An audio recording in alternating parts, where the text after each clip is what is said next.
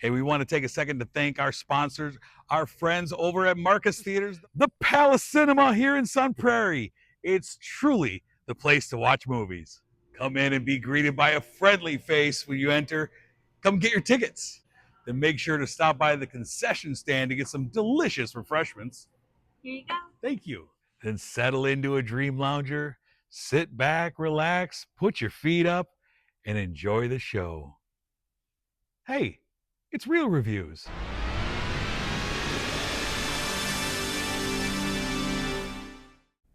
Hello and welcome to Real Reviews. My name is Jameson Rabbit, and once again, I'm joined by this guy with a healthy glow around him. His name is Steve Sabatke. How you doing, sir? I will do this show by the power of Grayskull. Was that right? Is that correct? It's you have the power. Is your shirt going to come tearing off now? Rippling muscles? Oh, you don't want to see that. Steve's got a loincloth underneath. There'll be channels changing. Yikes. Here we are. We're back. It is the middle of summer movie season. We've got a ton of movies that we're going to launch into this week, and we have more coming in the near future. We are. It's the end of June, and here we are with a bunch of stuff. I'm really excited to talk about. We have a wide array of varying movies. We're all over the map. We are all over the map. Yeah. And so we're going to start first with a film that comes to us from a galaxy far, far away. It is The Mandalorian and Grogu from director Jon Favreau, the man who is the creative force behind the Disney Star Wars universe. He is directing this film following the adventures of Din Djarin, the Mandalorian, played by Pedro Pascal, and little Grogu, who everyone knows and loves. They're out on a mission for the New Republic, and Colonel Ward, played by Sigourney Weaver, they're out in the expansive universe trying to track down a warlord when their mission takes them to help rescue the son of a famous gangster, Rota the Hutt, son of Jabba the Hutt, voiced by Jeremy Allen White, voicing this muscular slug. Rota is an underground pit fighter of a slug whose twin uncles are looking for him. Stay with me.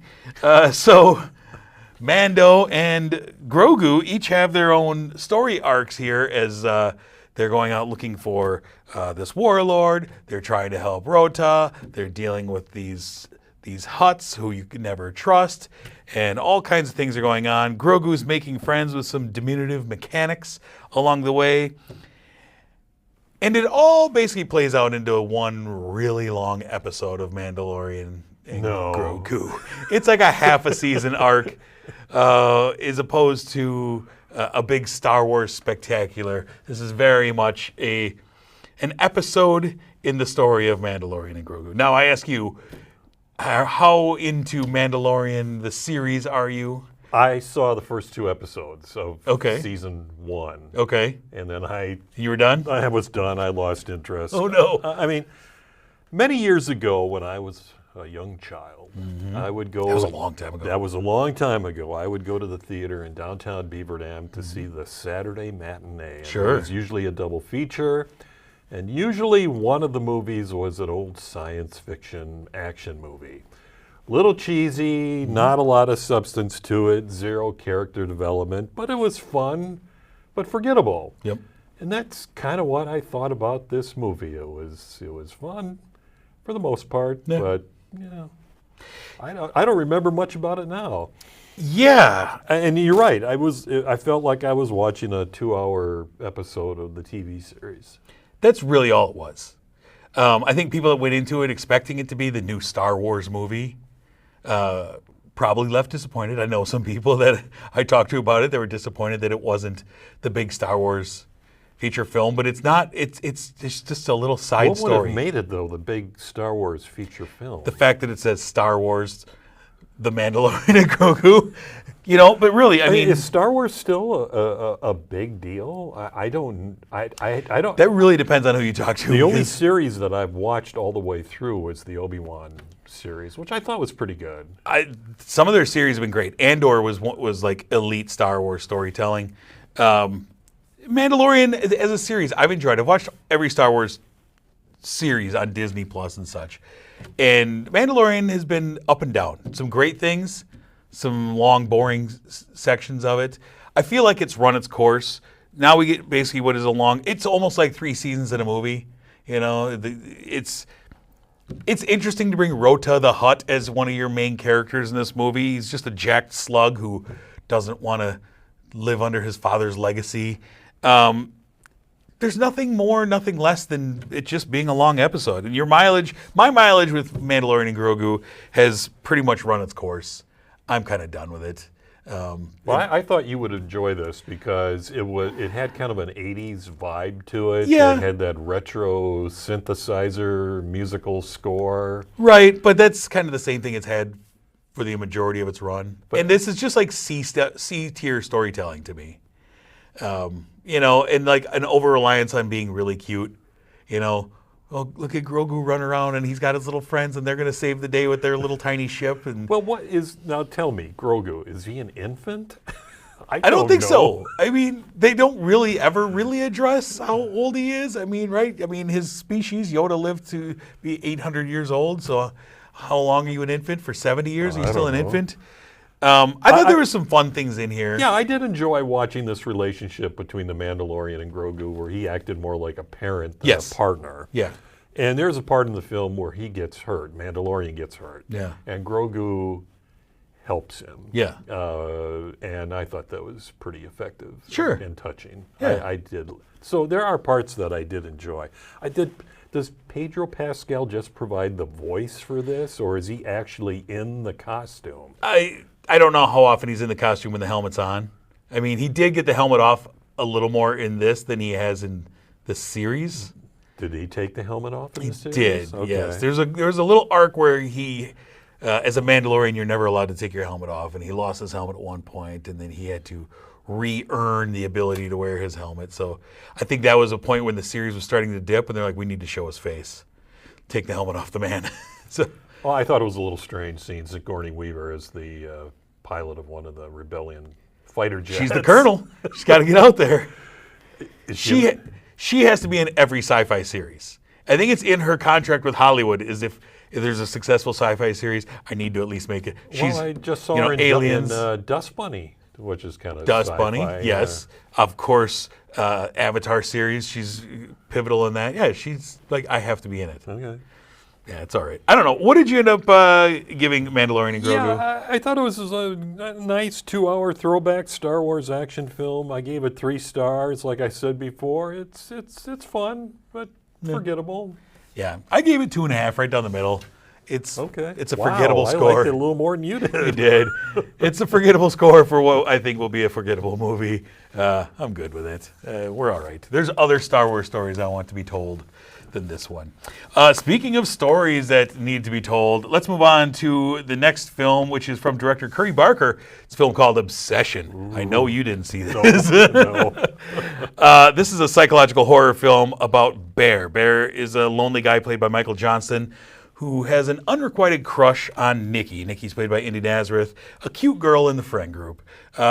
Bear finds this novelty. It's called a One Wish Willow. He finds this at a crystal shop, one of these little novelty gag things that promises, make a wish and snap it, and your one wish will come true. And so, of course, his wish is that, oh man, I wish Nikki would just fall in love with me more than anyone else in the world. And like any good monkey paw curse, you get your wish, but there's always a flip side to it, right? There's always a nice try, here's what's going to happen. And the result of this manifests in Nikki becoming obsessed in the most diabolical ways. She becomes inescapable, being the girl of his dreams in one moment and suddenly overcome with a darkness in the next. And her personality flips in almost demonic ways at times, intensifying into more and more erratic and very unsettling behavior that Bear can't find a way to extricate himself from, even with the help of his friend. And Nikki's terrifying. There's moments in this movie where she has this sinister smile, and you're like, there's something very weird going on. And Indy Nazareth is a star in this movie. She plays every shade of this character convincingly, which isn't easy when you're really having to portray every emotion in the gamut, and sometimes subtle underlying emotions underneath the emotion that you're portraying up front, of sweetness and darkness in the same face. She's disturbing as she's doing something horrifying with a blank expression on her face, or she'll go from sweet girlfriend vibe to suddenly scaring the bejesus out of Bear and me at the same time. And it's a crazy girlfriend movie. There's lots of crazy girlfriend movies. They're not always good. And this one Well, is... the plot really isn't, I didn't see it, but the plot really isn't all that original. It's a right? Twilight Zone scenario, Yeah. is all it is. And it shouldn't work. I mean, we've seen this 1,000 times. I want this girl, okay, but of course it's not that easy. That's in the story. Twilight Zone's my favorite TV show ever, and that's like 95% of the episodes. Oh, you want this? Okay. Then the universe is going to find a way to make you regret that. And that's what this is, but it's done very well. I will say, if Bear wasn't such a coward and just afraid to ask this girl out, without this, none of this would have happened. But he had to take the shortcut, and then people die. And Curry Barker, who made this film, kind of interesting guy. He made this movie for less than $1 million. And it doesn't look cheap. It doesn't feel cheap. He's really young too, isn't he? He is, and so is the director of Backrooms, which we're going to both talk Yeah. about. Both very young. And it's become this big cultural talking point at the start of summer where everyone's talking about, have you seen Obsession? I've had so many people come up to me of all ages. Have you seen Obsession? It's become the summer blockbuster, and will probably launch a big budget sequel that will probably disappoint. Because I feel like that's just the way these things work. My daughter saw it. She loved it. Yeah. And a guy that I work with saw it. I said, what'd you think of it? He said, oh, it's fantastic. Yeah. And it's just, you go to the entertainment websites, it's all over the place. Everybody's talking about this. And I believe it's made like $300 million for a nothing budget. Really? It's very much a Blair Witch story of making this indie little tiny movie, and it becomes a monolith for the summer. Yeah. And then, the studio will pump a ton of money into it, and then the sequel will not be as good. But I was blown away by it. I wasn't expecting. I knew nothing about the director. I knew nothing about the cast. I felt like I've seen this story before, but it really worked well, and I enjoyed it a lot. It's very gory, by the way. If you're planning on going to see it, No. Okay. No. I always think of you when I Just see these tell me movies. about it, But I enjoyed it quite a bit, and I ended up giving Obsession 4 stars. It's a good one. It's worth checking out this summer. So let's move ahead, sir, with the film that you saw, one we were playing at the film festival this year. Yeah, it's Power Ballad, directed by John Carney, and it stars Paul Rudd as Rick Power. He's an American who sings lead in a wedding band in Dublin called the Bride and Groove. And at one time, Rick had what looked to be a promising career in music, but he gave it up to marry his Irish girlfriend Rachel and raise a daughter, Asia. So while performing at a wedding, the band meets Danny Wilson, played by Jameson's favorite, Nick Jonas. He's a famous singer who's attempting to jumpstart his career as a solo artist while after finding success in a boy band. And Rick and Danny, they get together after the dance. They have an impromptu jam session, and Rick plays Danny an original song that he wrote. Back in Los Angeles, Danny is struggling to find material for his solo album. His producer, played by Jack Rayner, tells him to come up with a hit fast or he's going to be dropped. So Danny decides to record Rick's song without telling him, and guess what? It becomes a huge hit. And Rick hears the song while at a shopping mall. He hears it over the PA system, and he tries to convince others that he wrote it, but is unable to prove it. And Danny's record label and Danny's producer dismisses Rick's claims and threatens legal action if he continues contacting them. The song is catchy. You hear it a lot in the movie, but it's one of those songs that, you know, you hear it over and over again in a movie, and in the movie it becomes a big hit, but it really isn't that good. Okay, you know? yeah. I mean, in real life, would it become a big hit? Probably not. Okay. But we've seen that on. I pretty much forgot about it after the movie was over. But what I want to say is, if you don't know who John Carney is, the director, his movies primarily have music and how music connects people as the central theme. And he directed Begin Again, Sing Street. I haven't seen that one. Great. Flora and Son, which I really liked, and then one of my all-time favorites, Once, which came out in 2007. Won the Academy Award for the music. Yes, it did. So when it comes to his movies with that musical theme, he really hasn't made a clunker yet. Is Power Ballad as good as Once? No, but it comes close to being as good as the others like Begin Again and Flora and Son, which I both enjoyed. I like Paul Rudd in this. He plays this character very well, the guy that wants to make a name for himself but struggles to get to that point. Maybe it's just because of my age. I wasn't entirely sold on Nick Jonas. It was hard for me to believe that he was this ruthless artist who would not give credit to Rick for the song. But, it was fun seeing Paul Rudd in this covers band doing these, like Bryan Adams and Kool and the Gang Celebration, and Rudd and Jonas do a great duet of Stevie Wonder's I Wish. And when this movie did focus on the Paul Rudd character and his love of music and his interaction with his family, I thought that was the movie's strength. Okay. Got a little weak, though, when the focus was on Nick Jonas. Yeah, I could imagine that. But Paul Rudd's movie he had last year that we showed at the Film Fest, Friendship. You see that one with Tim Robinson? Most of it. I haven't seen all of it. He's in a garage band in that movie as well. That's right, he is. Him and his buddies love garage band. Yeah. That's kind of funny. Yeah, one thing that the movie does get a little too Hollywoodish for me because Rudd and one of his buddies go to L.A. to confront Danny. Mm-hmm. And he's this big star now because of this song. And they go to one of his concerts, and I guess it was easy to get tickets, and then they walk up to almost the front of the arena close to the stage. That's in the trailer, yeah. Come on. But you see that all the time. Yeah. What did you end up giving Power Ballad? I gave it 3.5 stars. Is it classic John Carney? Kind of, but I don't know if it's up to the par with his other ones, but it's still worth watching, I think.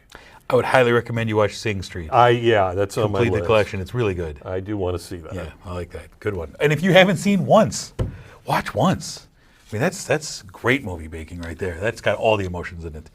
All right, moving on. Another film that I saw that I dare you to go see. It is Back Rooms. Kind of the other of the summer out of nowhere phenomenons from director Kane Parsons. Stars Chiwetel Ejiofor as Clark. Clark is a struggling furniture store owner who dresses up like a pirate and lives in his store. He's going through divorce, battling alcoholism, trying counseling, but that relationship with his counselor seems combative. His counselor is a lady named Mary, played by Renata Reinsve. He senses something is wrong in this struggling furniture store that he owns. There's lights coming on here and there, an electric bill that's way too high for the fact that he lives there and has everything turned off at night. And he discovers little things that just don't seem right. And this leads him to the discovery of a portal in a wall that leads him to what seems like another part of the store that he hadn't discovered before.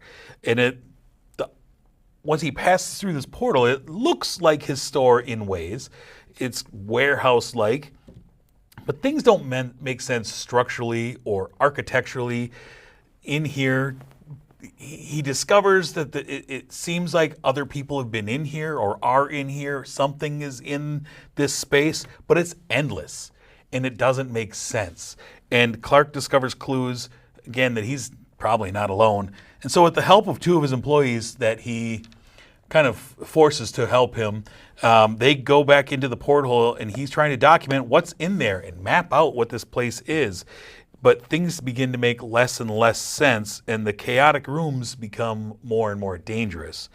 And the dangers are both physically and mentally as Clark starts to become a part of the back rooms and soon disappears. And Mary, his counselor, goes looking for him, and she herself finds herself going through the portal into the back rooms. And this is when the movie starts to get really intense. This is when Renata Reinsve is wandering through trying to find Clark, and it is a labyrinth of rooms that don't make sense.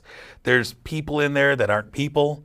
They're frankly terrifying as you realize this portal is alive.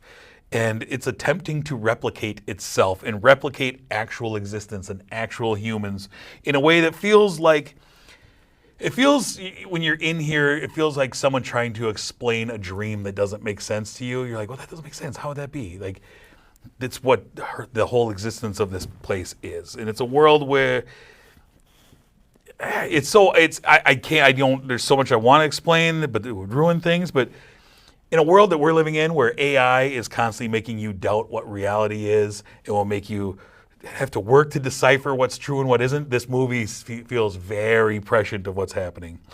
And the film is shot a lot in first-person perspective, which I normally hate. A shaky cam-ish perspective. I normally hate that. But it was great. A lot of off-screen sounds that build tension, build unease. And you can't trust what you see in this place. And nothing makes total sense. And this movie really exceeded my expectations. I went into this movie like, okay, I like the cast. Two people whose names are hard to pronounce. They're great actors. But I knew nothing about this kid, Kane Parsons. Kane Parsons, this week, turned 21 years old. He's the filmmaker. Isn't he like a YouTube guy? He just turned 21. He started working on this in 2022 at the age of 17. Okay. He started working on this. The story of the Backrooms it's pretty wild. It was a story, an idea that was on the Creepypasta website. Creepypasta, most famously known for the site where Slender Man became famous. All right. And it was just his little story, and he started to build it out his own and build this labyrinth of story and shot a little YouTube short film called The Backrooms, which I watched. It's on YouTube. It's great. But he was 17 years old doing all this and was working on it and at 20 years old, this film was released, and he's the youngest director to ever debut a film #1 globally and domestically at the same time. Ever. Like he's like an Orson Welles type of success Wow, his life at this is age. pretty much set.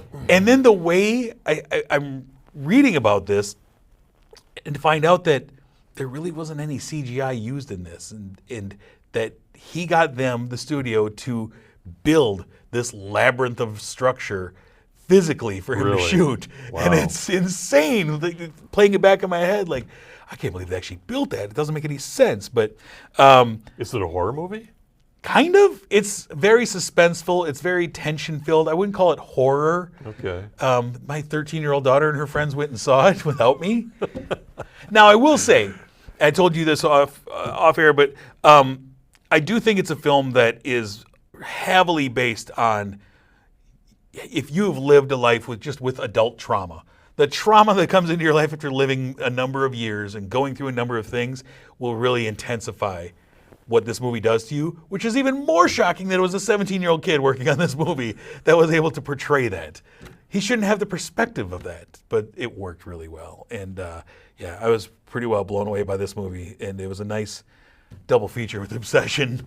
And so Backrooms, another nice surprise hit. I believe I gave this one also 4 stars, edging on 4.5. It's really good. Is this one better than Obsession? It's tough. Is it? Like in my year rankings, these sit together right now. Okay. Yeah.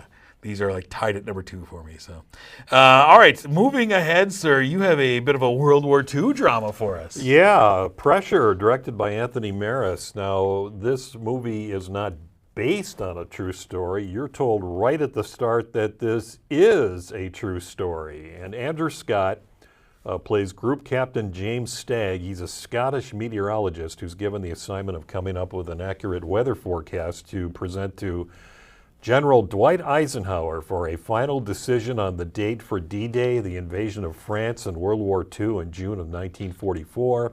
Eisenhower is played by Brendan Fraser, and the decision to launch or delay the invasion rests on the advice of Eisenhower's meteorological team, which includes his favorite weather guy, the arrogant Colonel Irving Crick, played by Chris Messina, who's very good at playing a jerk.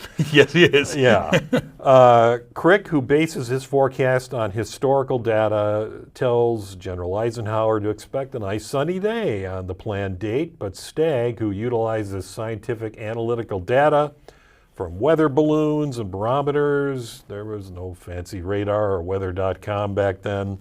He tells the general that a massive storm system is approaching from the Atlantic. He advises him to delay the launch. That's something that Ike and the others in his team don't want to hear, including British Field Marshal Bernard Montgomery, played by Damian Lewis. So this is a story about meteorologists competing for a forecast for what would be one of the most consequential military operations in the history of the world. Shouldn't be that interesting, right? Wrong. I was completely surprised and drawn in by this story. Now, I know a few things about D-Day. I've seen other D-Day movies. Sure. But I knew nothing about this part of the preparation for it, and I was, just absolutely engaged by it. This could have easily been a long, drawn-out, boring historical drama. Instead, I think the makers of this movie did something smart. They kept it to a pretty tight, concise 100 minutes, which told you what happened. It doesn't overload you with the science. There's some of it there, but not a lot. It doesn't let up on the intensity, and it never dragged. And of course, it's helped by great performances by Andrew Scott. He's becoming one of my favorite actors. Yeah. I know I talked about him when we did our Academy Award predictions about his performance in Blue Moon last year. There's been some online backlash against the casting of Brendan Fraser as Eisenhower. Seems like an odd choice. Yeah, but I thought he did a great job. I thought he was very effective as that. Kerry Condon is very good as Eisenhower's personal assistant. The only performance that was a little off for me was Damian Lewis as Montgomery. He thought his acting was a little over the top. And yeah, there's a few historical inaccuracies, but you can Google those.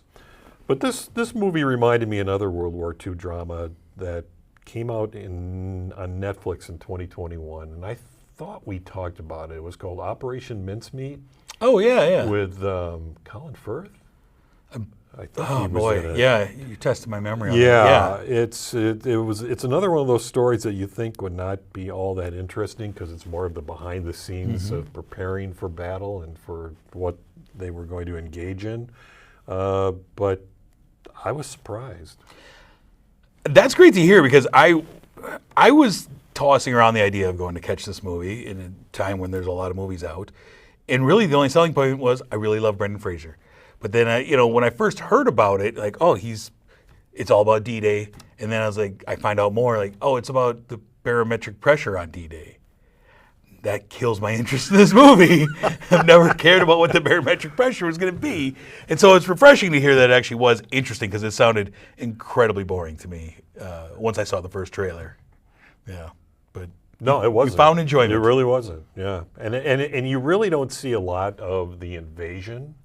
It's just more about the preparation for it and coming up with these forecasts and how these two meteorologists were Competing battling each other. meteorologists. Yeah, I like it. Well, what did you end up giving Pressure? I gave it 4 stars.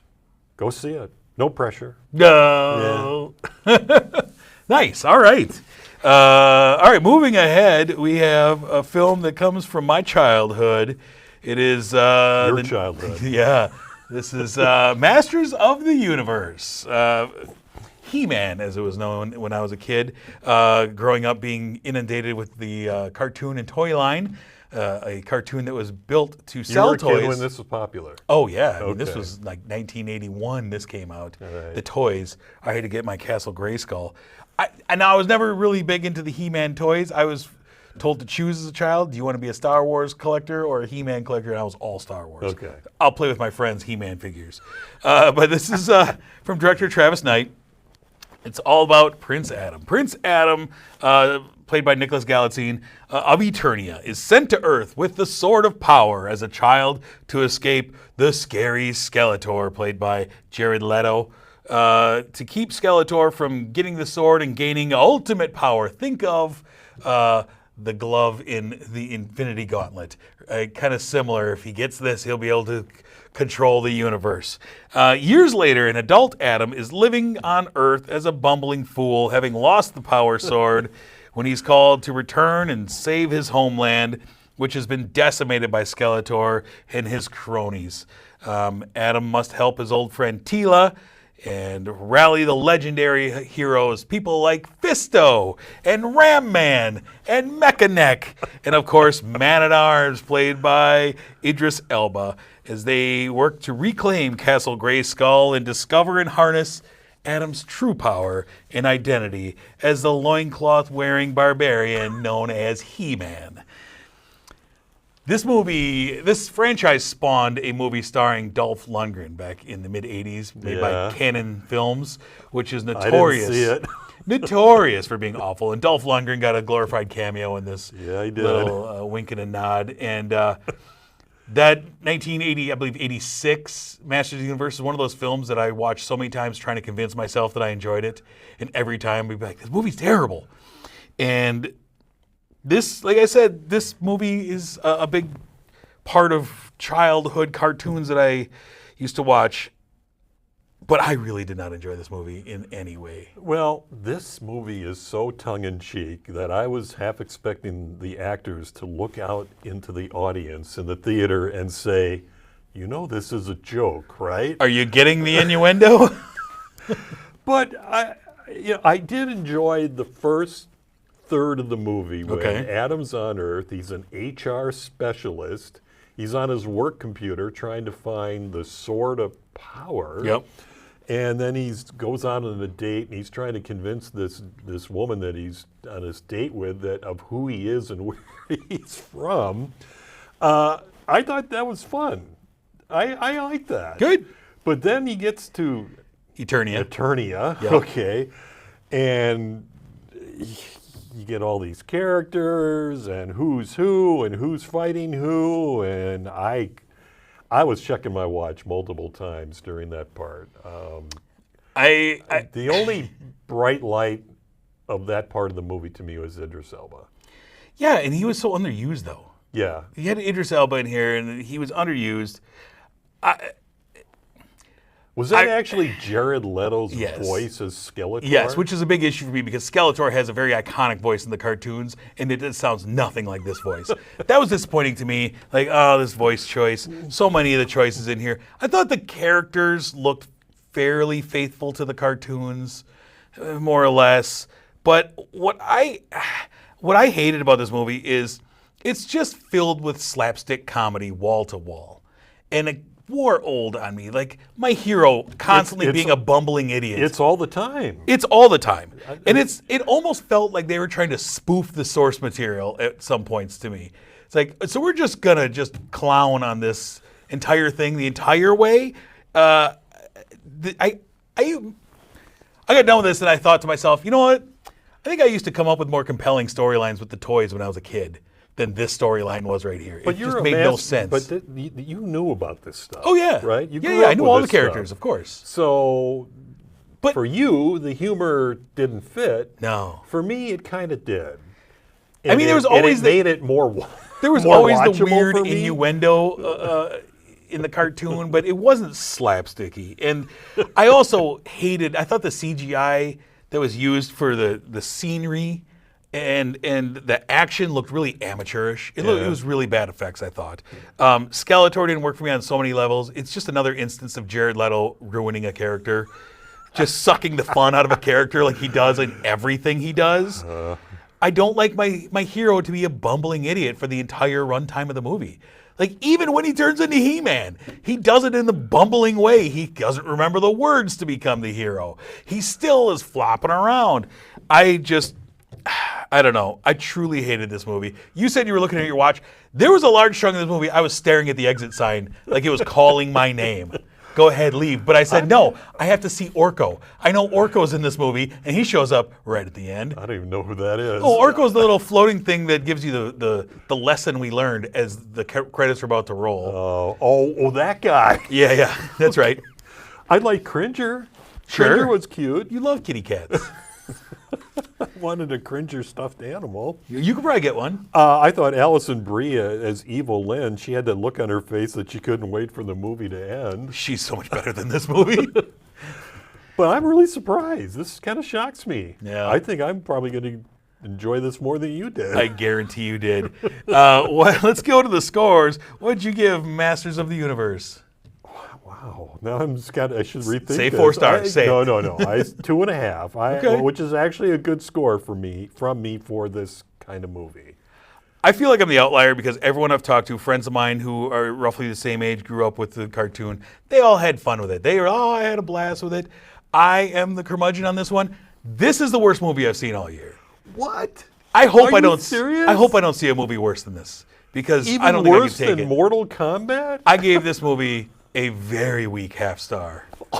Very weak half star. I never would have guessed Nicholas that. Gallatin is not an actor. He's awful. I was coming into this thinking that you would praise this. No, I no. really did. I wrote a scathing review in the parking lot as I walked out. I gotta get these thoughts out of my head and into Letterboxd right now. And yeah, I hated this movie, and time has not softened my thoughts on it. I did not care for this. No, it is as bad as Mortal Kombat. These are bad movies. We don't need to keep making bad movies. This one made me long for the days of the original Masters of the Universe movie because at least that was dumb fun that I enjoyed. This was just dumb. Okay. I didn't think it was that bad.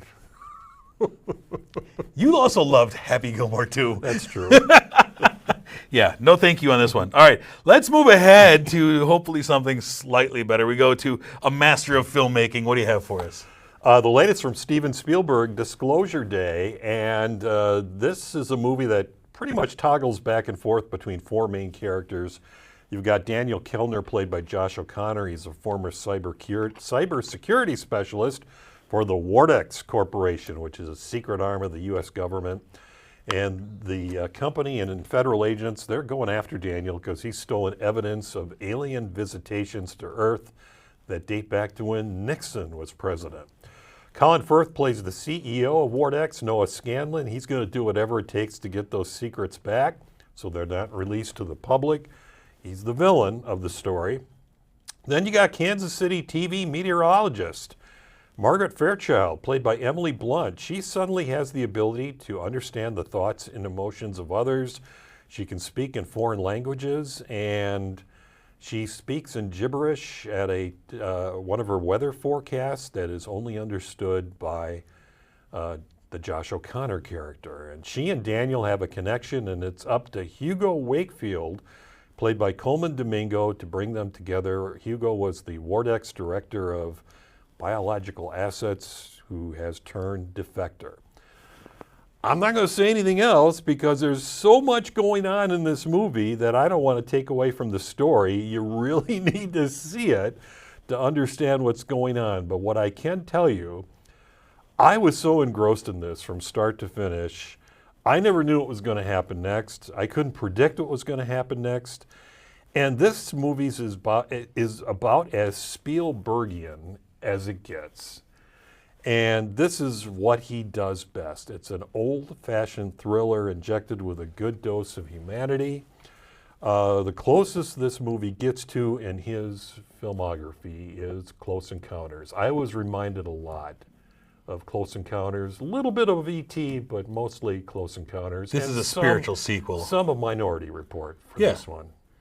I mean, this is what he does best, though, right? Human drama centered around alien contact. Yeah. Call Spielberg; he'll give you this. There's so many themes going on in here that I really enjoyed. War is everywhere. Government secrets are a commodity, and evidence of alien contact could bring everything to a stop. And then that's kind of your thesis statement at the beginning, and here we go. And there's so much going on, and then about the midpoint, it almost gave me an Indiana Jones feel when there's a chase. There's a train sequence. Oh, and I thought that was pretty good. Yeah, right. But it gave me like, oh, here's a little Indiana Jones for us. Okay.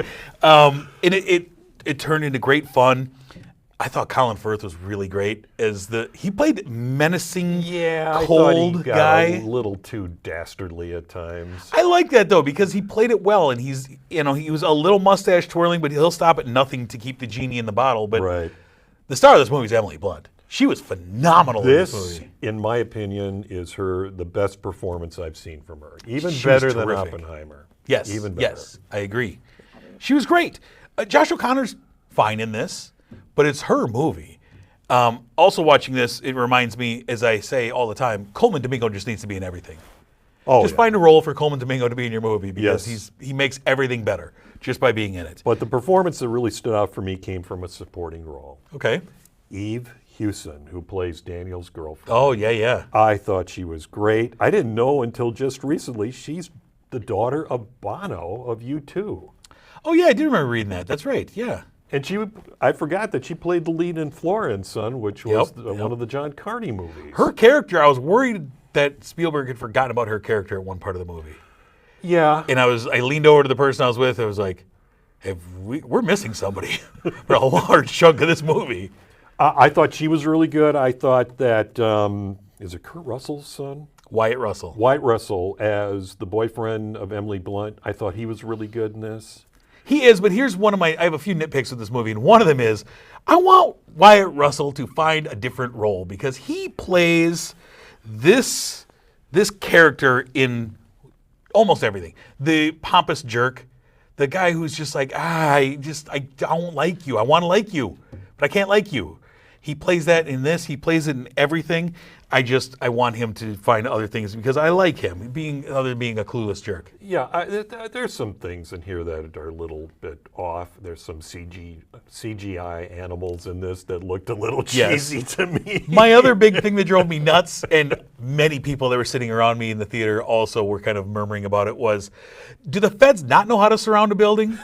When you have a manhunt after somebody and you've cornered them, like, let's say, in a small motel, that you just don't surround the building and people are always able to Well, escape out back windows? But they were dopey in E.T. too. I know, that's the thing. That's the way Spielberg That does it. Spielberg with these feds and these police is like, well, we all go in through the one door. There's no way they can escape us. And like, come on, we've done this multiple times in this movie. They don't watch Law and Order. Silly. I need to see this again because I really believe I missed a bunch of stuff because there's so much going on is. in this, and I did get a little lost every once in a while as to what was taking place. Not totally, but I do want to see this again. I think this is upper level Steven Spielberg. I really do. There's a couple things that I really enjoyed that I wanted more of. Like, there's a moment in here where Daniel's girlfriend has a discussion with a nun. Played by Elizabeth Marvel, Yes. who's And been there's on a Law dis- and Order many times. Yes. And there's a brief conversation about faith, and if a higher being is Yeah. proven, does that diminish the faith in God? Yeah.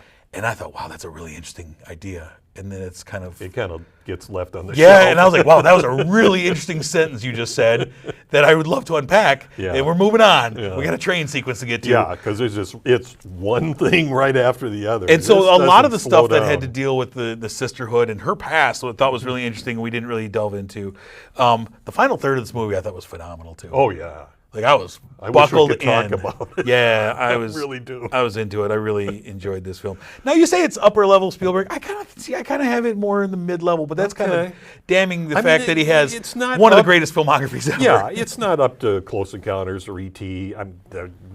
Nothing's ever going to approach that. That's at the top, but it's close. I thought. And especially lately because I feel like he's been kind of struggling, and there's Really? Yeah, later Okay. Spielberg films I've kind of been hit or miss with, and like You didn't like West Side Story.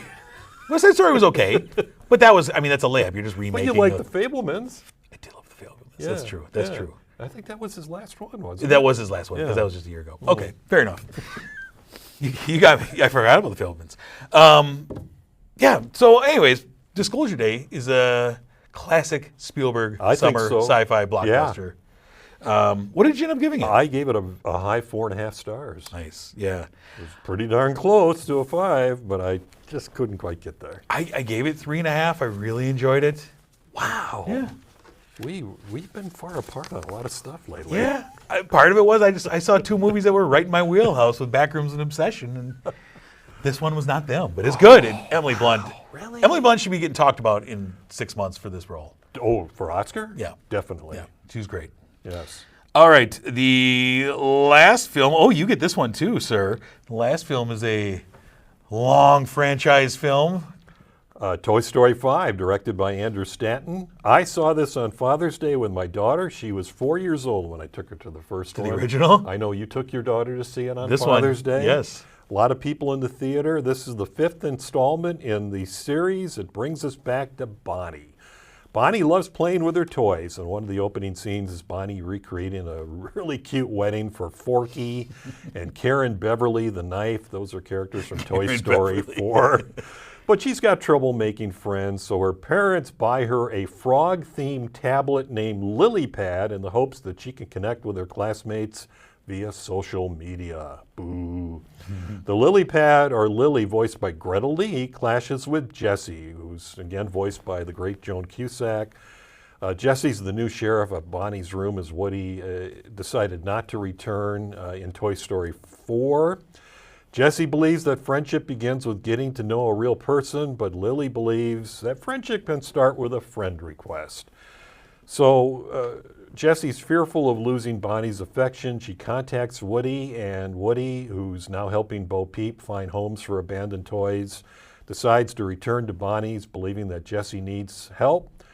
Bonnie's invited to a classmate's house for a sleepover. She takes Jessie and Bullseye with her, but then leaves them in the car when she learns that the others, they don't play with toys anymore.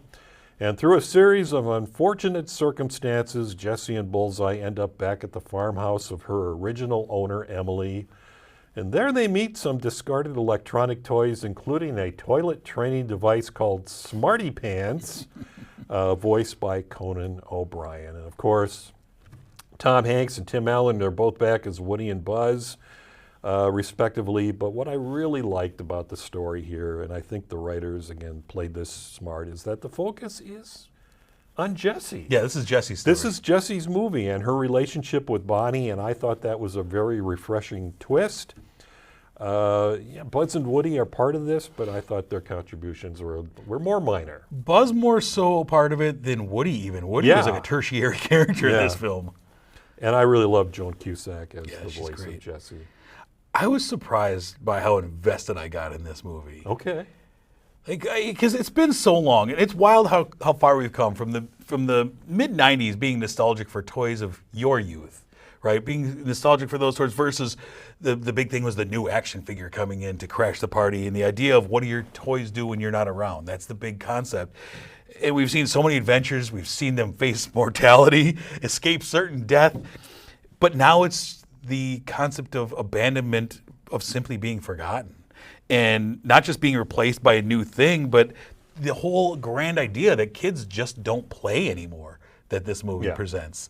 And that's kind of heartbreaking to watch, right? And especially as the father of a young child still. And the toys, especially Jessie, find this new mission to help them find friendship, to connect in a human level, to help Bonnie connect on a human level to a real friend. And I got caught up in it as a parent, and the pain that can be caused so quickly and so callously by social media and online presence, and how real that is. And I was really affected by it. And it made me wonder, though, how much of a connection to this franchise kids have. Because the people who... Well, the theater brought- was packed when I Right, went. but so, the children like your daughter Blake that you took to go see the first one, they're full-grown adults. Are the kids Yeah. connecting to this I had to franchise, drag the her new to the generation? theater. Right.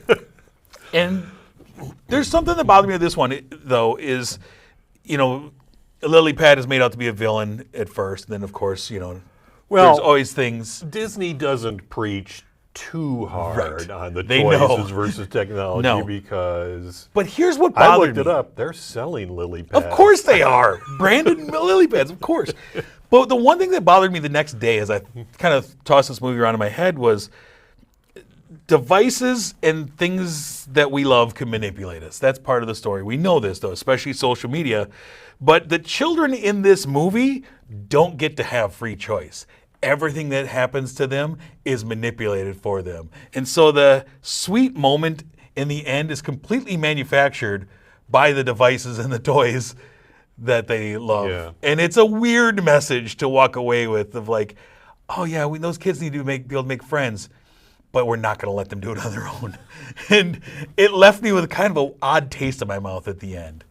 But this is a Toy Story movie, and they haven't missed for me yet. One thing that I missed in this movie is I wish there would have been more from the veteran toys in the cast, like Rex and Slinky Dog. Well, and Slinky Ann. Dog, they had to replicate a voice of Jim Varney. But John Ratzenberger still plays Ham. Yeah. I miss Don Rickles as the original voice of Mr. Potato Head. Yep. And the reason why I say this is that last night I was flipping channels and Toy Story 2 was on one of the channels. And when I turned it on, it was that scene where those toys are in the car driving around the toy store. Yeah. And then the Barbie jumps in and drives them around. That's great. And it was hilarious. Yep. And that element was missing from this film. Yeah. With those other toys being a part of it. I agree. And there's a reference in the movie to an all-time Disney classic that was, I think, put in for old-timers like me. You remember that? Was it a certain Disney princess? No. What was it? I think it was when the Buzz Lightyears are going through the forest. Yeah. And then they play "Love Is a Song." Oh yeah, that's what. Yeah. Yes. That's right. You get the I knew whole- it instantly where that was from. The bunny rabbit showed up. Yeah. That was good. That was a cute little moment. All right, what did you end up giving Toy Story 5? I gave it a high 4 stars. Now, I've read where they're actually thinking about doing a Toy Story 6. I don't know if this series is starting to run its course or not. Maybe. Yeah, I thought the same thing, though, after Toy Story 4. I was like, okay, we've told the stories. I thought after 3, we've told the stories. Well, my favorite is Toy Story 2. It's great. I mean, these are 5-star movies. These are what made Pixar. Yeah. The Toy Story 1 and 2 built this brand. And is this my favorite? No. I still gave it 4 stars, just like you. Hey, it's we're equal. It's a really enjoyable movie. It's really sweet. It had me in my feelings by the end of it. They got me. But it was interesting that that Woody was not the star of this film. Yeah. And I kind of appreciated that they were able to go away. Yeah, and they're, Buzz and Woody's voices, you can tell they're especially Buzz. Yeah. They'd said they had to do It's some- not a criticism. I mean, my voice has changed too over the years. Yep. But they're getting up there. Really quickly, I don't have any slides or anything for this. I just want to quickly mention I saw another movie that I wasn't going to put in the show, but I actually really enjoyed it quite a bit. I went and saw Death of Robin Hood, Hugh Jackman's take on the Robin Hood story. It reminds me it shares very much a lot of themes of Logan, the final Wolverine movie, of the man who is denying the myth. He's killed so many people, he doesn't even remember them all.